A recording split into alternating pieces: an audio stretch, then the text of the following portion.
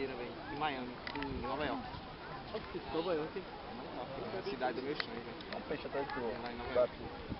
Do outro Tá lado. perto, Aqui, ó. é tudo frenético e tudo muito louco. É bacana, Tem né? prédios muito legais e Todos. Barcelona é bonito, arquitetonicamente. Ah, eu quero ir a Barcelona. Olha um pouquinho aí. Massa, legal. Mas vai passar férias já. Barcelona É tu que tem dedo de moto. Não, é o outro moto. O quê? O quê? Magno foi atropelado. Ele era criança. Essa foi a primeira coisa que eu soube de Magno quando a gente se conheceu, foi aquele dedo mole, pô. Ele falou do acidente dele, ficou mostrando o dedo mole em Gorete. Acabou, faz tempo. Aí, Faz tempo que eu conheço Magno. Teu pé, faz massagem. Inchado? O pé dele tá branco. Ele é eternamente inchado. Olha o dedão dele, é do tamanho do meu pé, pô. Caralho.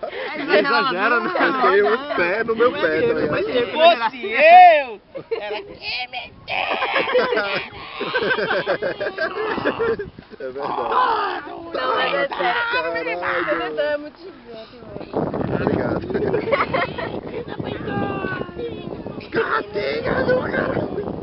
Ele peidava e porra, Isabel! Era. E Paulo peidava e arrastava a cadeira. Acho que eu não espirrava, né? Ai, pô, foi não, pega a cadeira. O cara não se entrega não, né? Pega a cadeira, Pra pô. pedir desculpa, né, meu filho?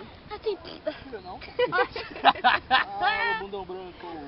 Peito preto e bundão branco. Bundão branco, velho. Quem é que tem bundão branco? Paulo. Alguém riu, as calças até caem, não sei.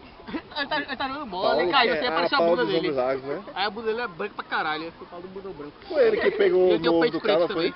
foi? Pegou o peito preto. Pegou no ovo do caba. Não, isso foi Isso foi Pedro e Caio. Pedro. Que o cara botou o ovo pra ele pegar. Eu tava lá.